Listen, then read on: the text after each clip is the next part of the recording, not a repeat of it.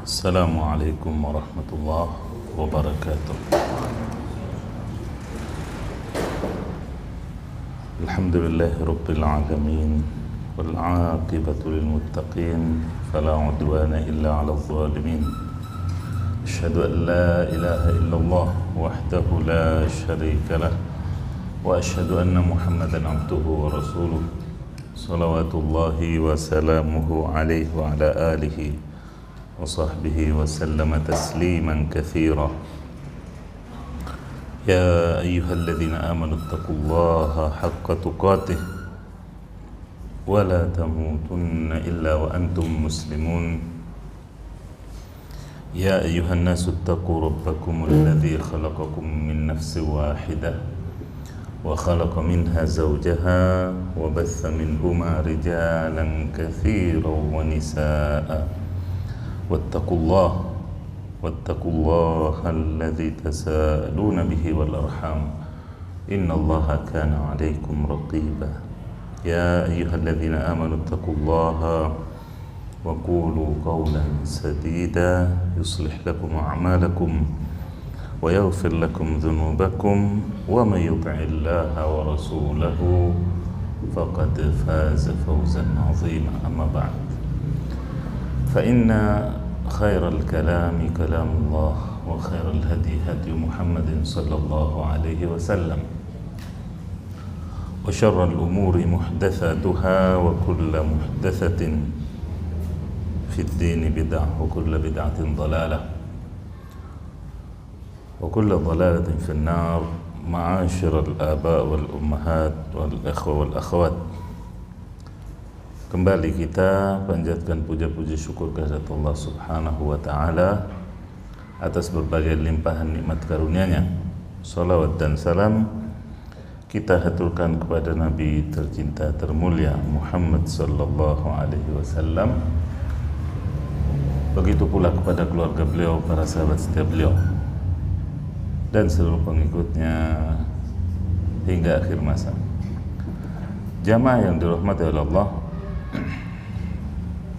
kita lanjutkan pembahasan kita di mana kita telah sampai atau kita hampir selesaikan asma Allah Al-Mu'ti, yang Maha memberi, di mana di sini sepertinya terhapus atau dalam cetakan ini yang pasangannya adalah Al-Mani', yang Maha menahan atau melarang. Di sini tidak tercantum, sekali lagi saya ingatkan, di mana dua nama ini sebenarnya berpasangan dan tidak bisa disebutkan atau tidak sempurna bila disebutkan hanya salah satu sebagai nama, sebagaimana asma Allah Al-Basit Al-Qabid. Al-Basit Al-Qabid. Nah, sebagaimana juga ketika kita usai sholat dan membaca zikir, di antaranya Allahumma la mani'a lima a'tait wa la mu'tiya lima mana'at wa la yanfa'u dzal jaddi minkal jadd. Ini harus selalu digandengkan penyebutannya, di mana dengan penyebutan yang bergandeng dan beriring itu lebih menunjukkan kesempurnaan sifat Allah Subhanahu wa Ta'ala dan namanya, nama dan sifat Allah Subhanahu wa Ta'ala. Di mana juga di sini saya bacakan sedikit atau kita teruskan, karena pada pertemuan yang lalu kita tambahkan materi dari luar buku mini ini. Di sini ditulis atau tercantum Al-Mu'ti, berarti zat yang maha pemberi, memberi dengan pemberian yang nyata, Pemberian Allah Subhanahu wa ta'ala itu nyata kepada kita. Pemberian hidup. Si A umurnya 30 tahun. Sebelum 30 tahun yang lalu atau 30 tahun yang lalu atau 31 tahun yang lalu, si A belum ada. Maka kemudian Allah adakan, Allah ciptakan, itu adalah sebesar-besar pemberian. Dari tiada kemudian diadakan, maka nyata pemberian Allah Subhanahu wa ta'ala berupa kehidupan plus Islamnya, plus imannya, plus kesehatannya, dan berbagai pemberian Allah yang lainnya. Maka pemberian Allah sekali lagi itu nyata.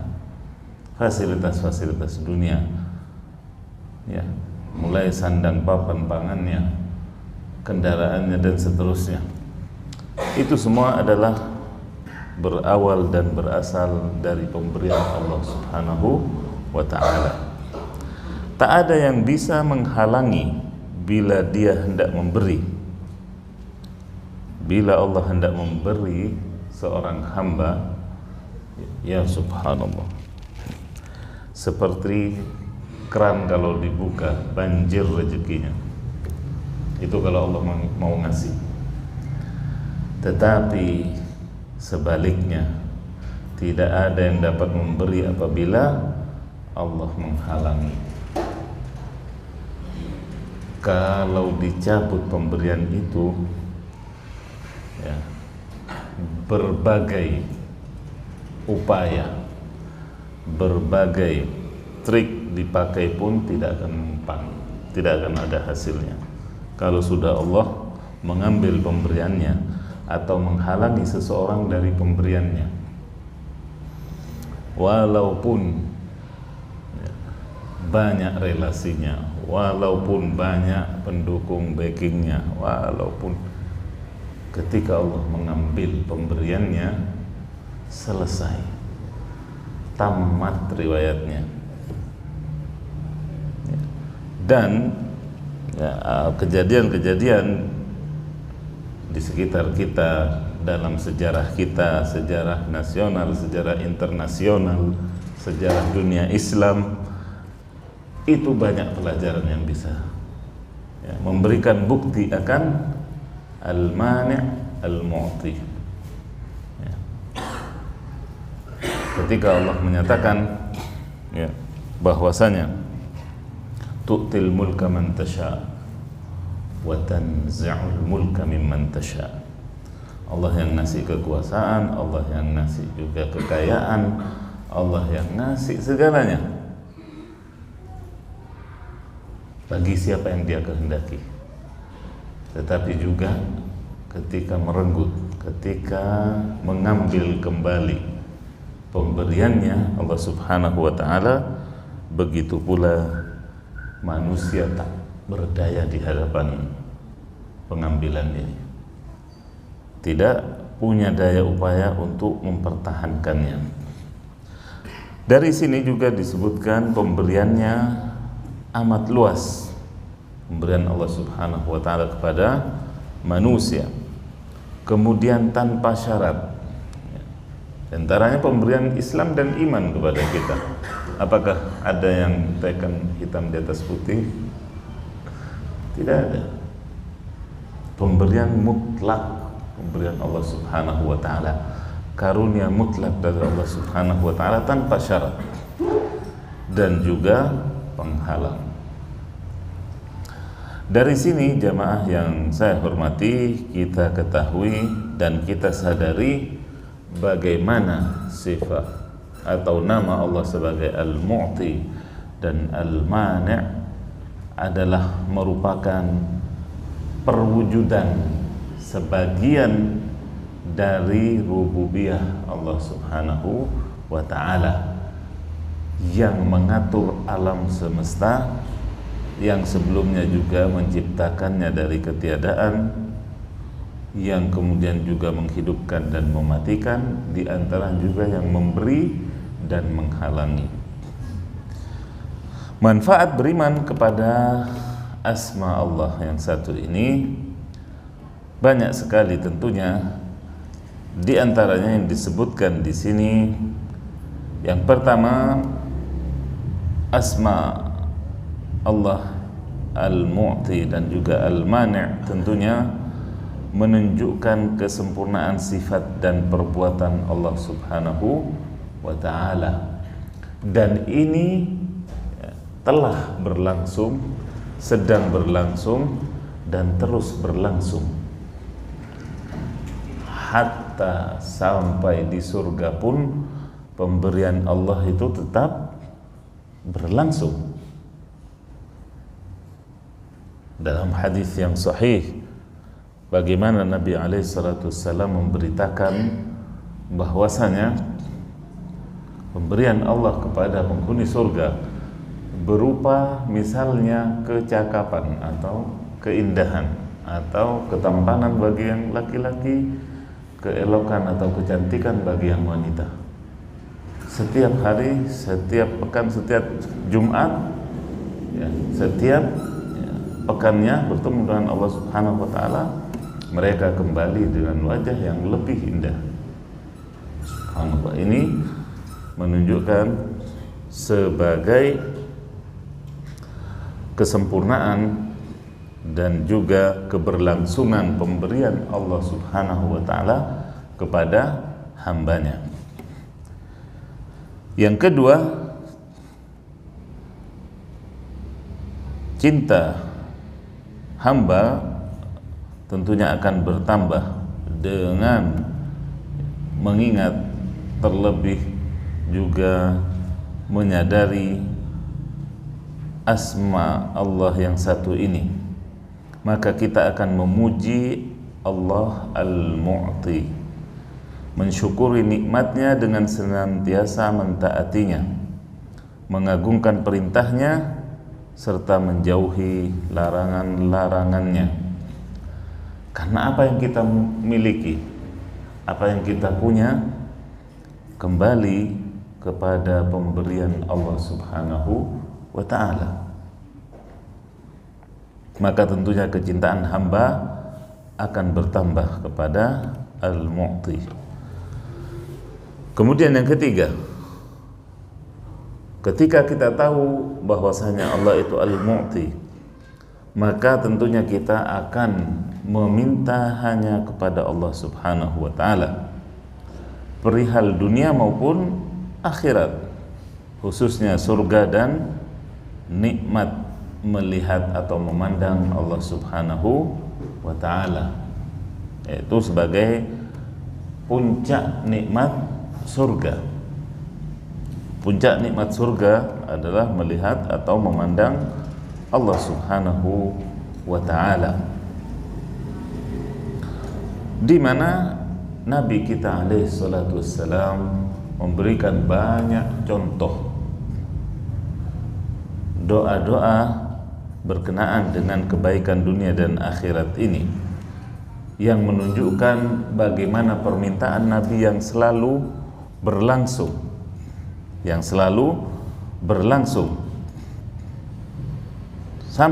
sampai akhir hayat beliau, baik berupa permintaan yang khusus atau detail maupun permintaan yang umum.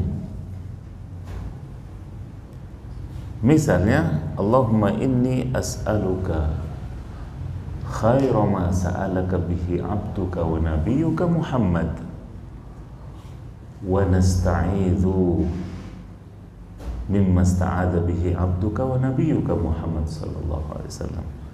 Ya Allah, kami meminta apa-apa yang diminta oleh nabimu. Wah, ini paling singkat. Doanya Nabi berapa ratus ya, kalimat atau berapa ribu bahkan kalimat. Itu kami minta semua ya Allah juga. Dan juga kami berlindung dari apa-apa yang nabimu berlindung darinya. Ini singkat, tepat, padat. Khotib berdoa dengan ini, kemudian walhamdulillahirabbil alamin, katanya orang wassalam.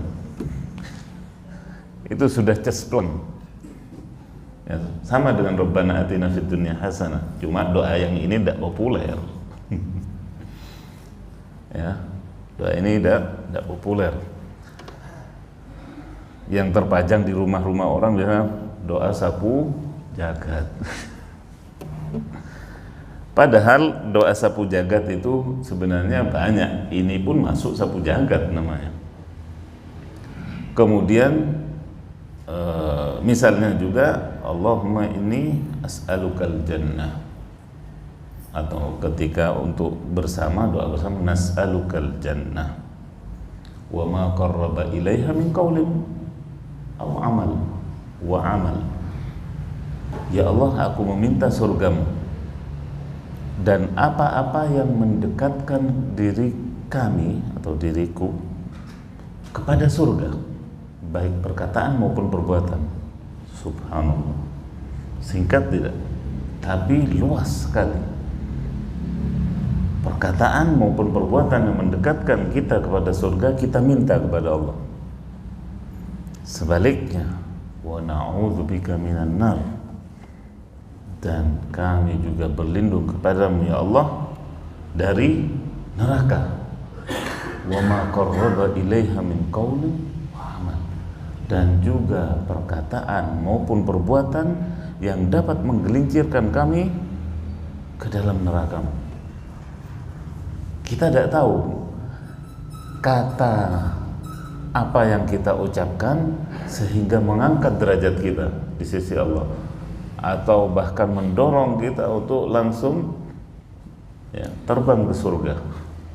Tidak tahu kita apakah satu status di WA yang menggugah 100.000 orang, ataukah satu ceramah setengah menit atau 1 menit. Tidak tahu.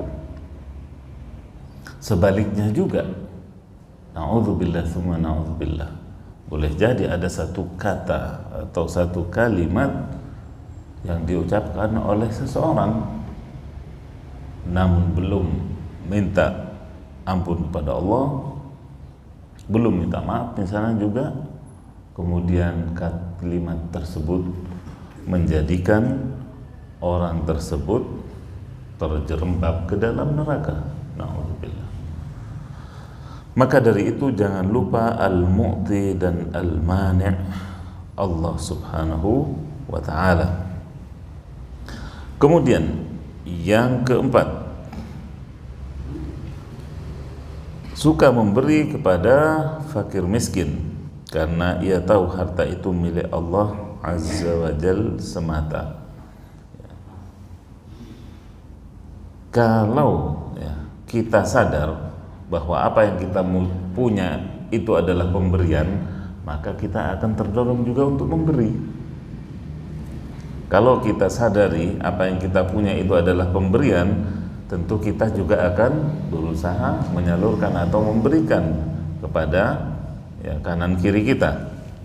Tapi kalau hubbut tamalluk, kalau hubbut dunyanya yang menguasai kita, maka na'udzubillah tsumma na'udzubillah, itu akan menguasai hati kita. Kalau sudah dunia ini menguasai hati kita, maka apa-apa yang kita punya, setan akan mengipasinya sebagai keringat kita, sebagai kerja keras kita, sebagai dan seterusnya. Na'udzubillah tsumma na'udzubillah. Namun ketahuilah dan sadarilah bahwasanya harta itu milik Allah. Ketika Allah memberikannya kepada Qarun, dan Qarun tidak menegakkan, tidak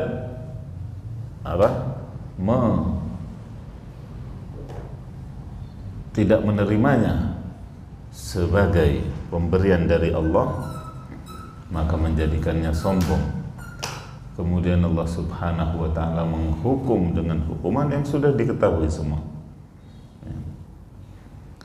Itulah ketika hubbud dunya atau cinta kepada dunia dan harta menguasai hati manusia. Dan juga tokoh-tokoh lainnya tentunya banyak memberikan inspirasi tentunya kepada kita bahwasanya lillahi mulkus samawati wal ardh, punya Allah kerajaan langit dan bumi dan seisinya, dan yang ada di antara keduanya semua milik Allah Subhanahu wa ta'ala. Allah berikan, Allah cabut dari siapa yang dia kehendaki. Hari ini diberikan kepada si fulan, dak becus ngurusnya, Allah pindahkan kepada Alan, ya, dan begitu seterusnya. Yang kelima, tidak mengungkit-ungkit pemberian, sebab semua milik Allah Subhanahu wa ta'ala.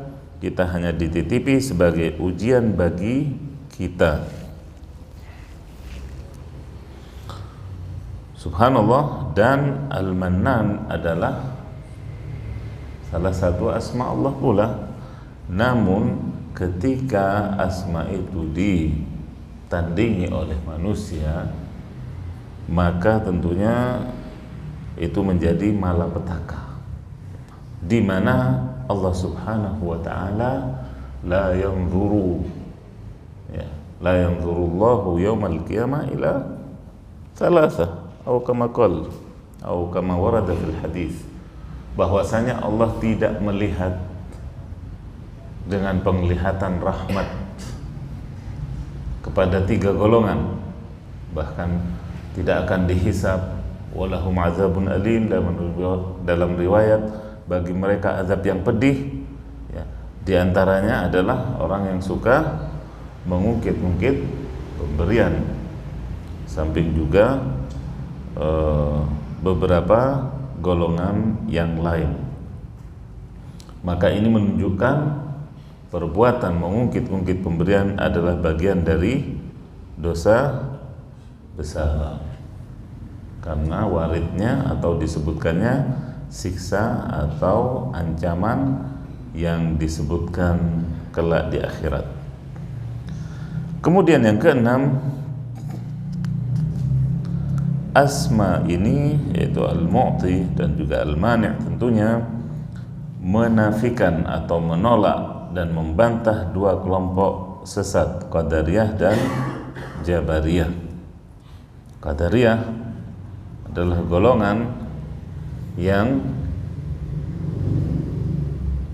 menafikan kudrat Allah Subhanahu wa ta'ala, kekuasaan Allah Subhanahu wa ta'ala, sehingga manusia dinyatakan mampu dan berkehendak semaunya,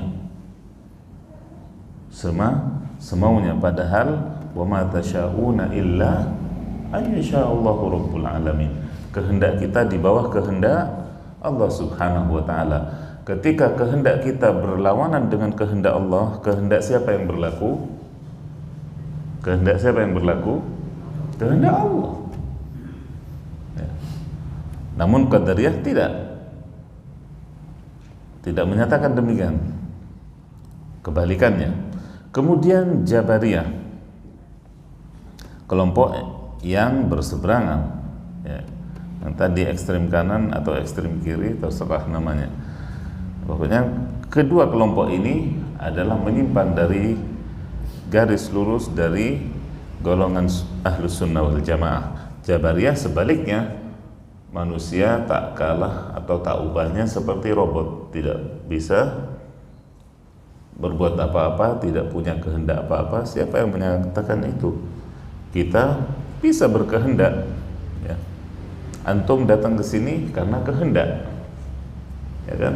Antum datang ke tempat ini, ke kajian ini karena antum punya kehendak. Kemudian Allah Subhanahu wa ta'ala mudahkan, merestui kehendak tadi, sehingga kita berkumpul di tempat yang demikian ini. Jamaah yang dirahmati oleh Allah, dengan demikian kita telah selesaikan bagian kelima dari pembagian Asma Al-Husna di sini, yaitu Asmaul Husna yang memupuk rasa malu dan syukur kepada Allah Subhanahu wa ta'ala. Kemudian kita beralih kepada pembagian yang keenam, yaitu Asmaul Husna yang melahirkan penyucian dan adab serta pengagungan kepada Allah Subhanahu wa ta'ala. Menurut buku ini adalah asma Allah yang ke-63, yaitu Ar-Rabb, Zat yang maha mengatur. Darinya juga terinspirasi tauhid rububiyah Allah yang kental dengan asma ini Ar-Rabb, di mana dari namanya saja memberikan inspirasi ketenangan kepada kita, sebab kandungan yang tersirat dari nama Ar-Rabb ini bahwasanya Allah pencipta, Allah pengatur, Allah pemberi rezeki, seolah-olah beban yang ada di kita tertumpahkan kepada Ar-Rabb As-Sayyid, sehingga tidak ada beban di pundak kita ketika kita memasrahkan semua hal tersebut, kepenatan kita, kecapean kita ketika mencari karunia-Nya akan terobati dan menjadi ringan bila kita kembali dan mentadabburi asma Allah yang satu ini, yaitu Ar-Rabb. Asma ini sama-sama warid, sama-sama disebutkan baik dalam Al-Quran maupun As-Sunnah. Alhamdulillah, nama ini termasuk nama yang sangat populer di antara asma Allah yang lainnya. Di antaranya tentunya dalam Al-Fatihah, dalam pembukaan Al-Fatihah sudah kita ketahui bersama, Alhamdulillahirabbil alamin. Namun kata Rabb di sini disandingkan dengan Al-Alamin. Adapun nama Rabb yang berdiri sendiri itu misalnya pada surah Yasin ayat 58, Salamun qawlan min Rabbir Rahim. Salamun qawlan min Rabbir Rahim. Yasin ayat 58.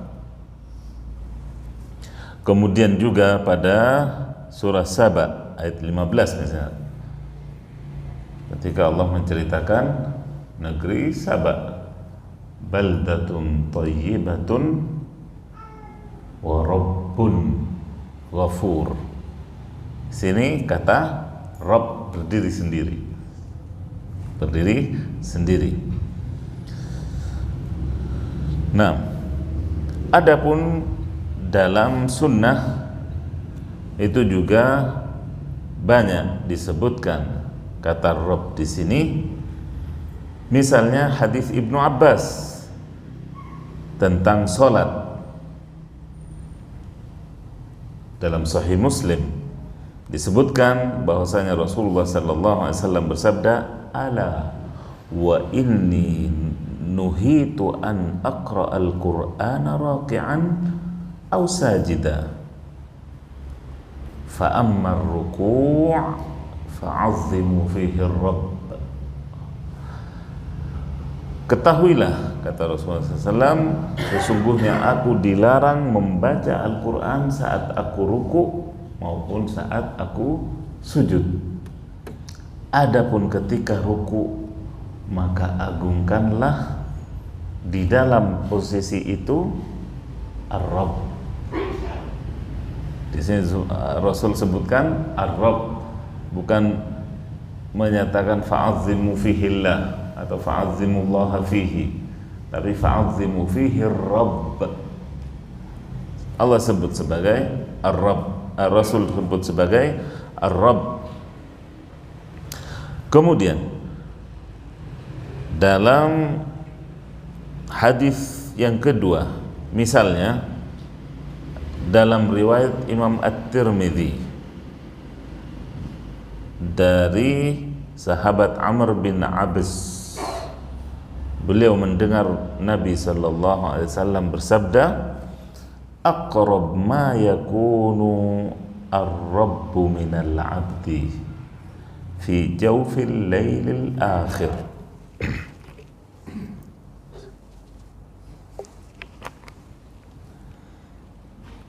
Keadaan terdekat seorang hamba dari Rabb-nya adalah di tengah malam bagian akhir. Bagian akhir. Fa in istata'ta an takuna mimman yadhkurullaha fi tilka as-sa'ah fakun. Jika engkau mampu untuk menjadi hamba Allah yang mengingat, berzikir kepada Allah di waktu itu, maka kerjakanlah. Di sini pakai asma Allah Ar-Rabb. Pakai asma Allah Ar-Rabb. Kemudian dalam riwayat Imam Bukhari disebutkan pula tentang hadis Isra Mi'raj. Ketika Nabi berjumpa dengan Nabi Musa, Nabi kita berjumpa dengan Nabi Musa. Fa'ataitu ala Musa fasallamtu alaihi. Aku pun mendatangi Musa dan bersalam kepadanya.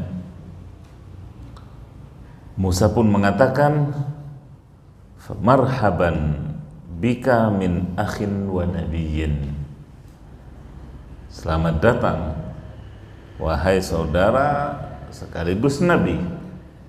Sekaligus nabi.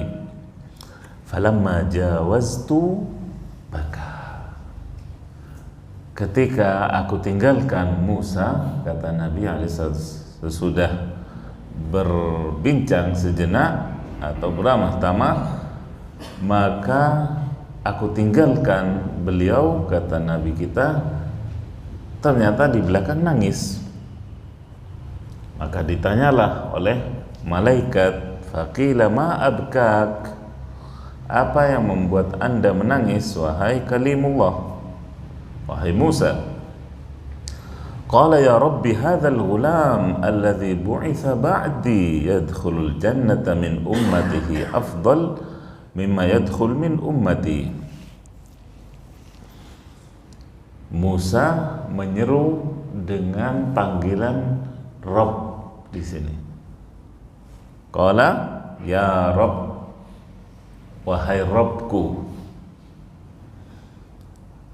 Anak muda ini maksudnya Nabi kita sebagai adiknya dalam silsilah kenabian,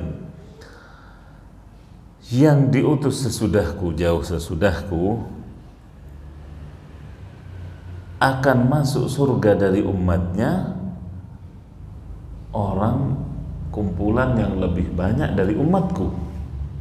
Maka karena inilah Nabi Musa sampai menangis. Nah,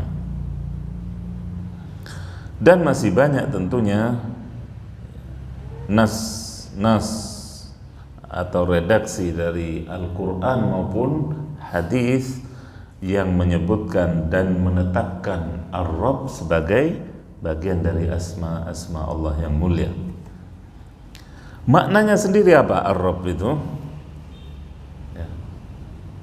Ya Rabb, kalau kita baca kadang terjemahan atau ya Rabb, wahai, ada yang mengartikan ya Tuhanku. Nah, makna Rabb itu sendiri apa?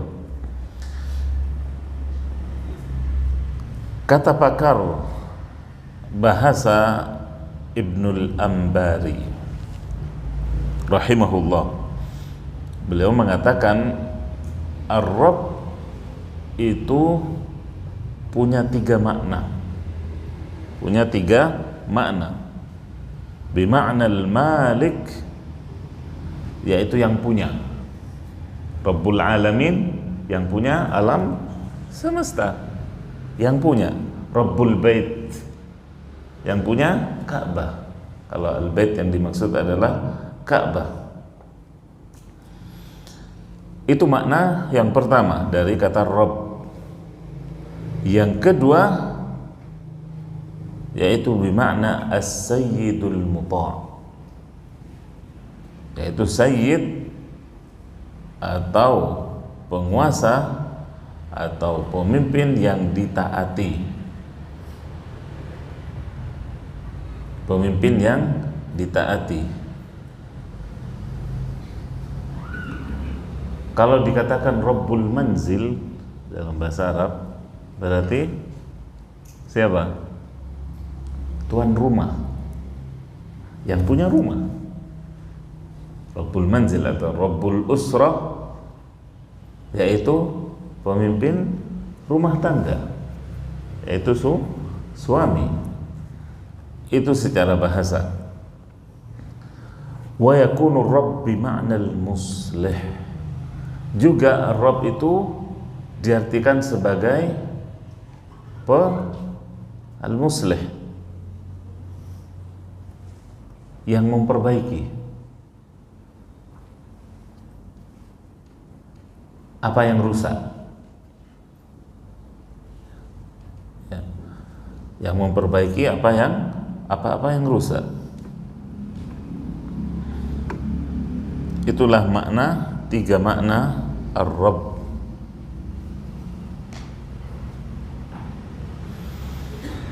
Dan makna yang ketiga ini didukung atau diapresiasi oleh Az-Zujaji, juga ahli bahasa yang lain, sebagai al-muslih, makna Ar-Rabb. Adapun Ar-Raghib Al-Asfahani menyebutkan makna Ar-Rabb itu kembali kepada at-tarbiyah, yaitu merawat, menjaga, mengembangkan, yaitu insya'u syai' halan fahalan ila haddit tamam, sampai kemudian menjadi sempurna. Itu Ar-Rabb.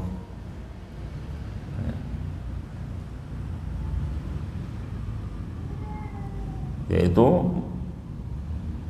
membuat, insya, mencipta dari ketiadaan manusia, dari tanah, kemudian sampai mengalami proses sampai jadi tulang, daging, darah. Itu karena fungsi daripada asma Allah Ar-Rabb. Nah,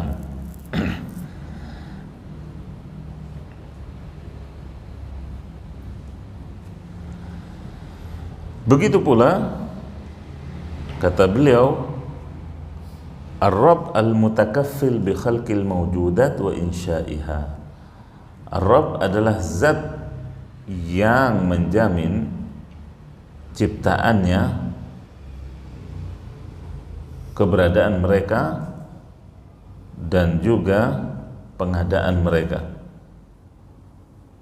yaitu pengurusan mereka. Apakah manusia kemudian setelah diciptakan dibiarkan? Tidak.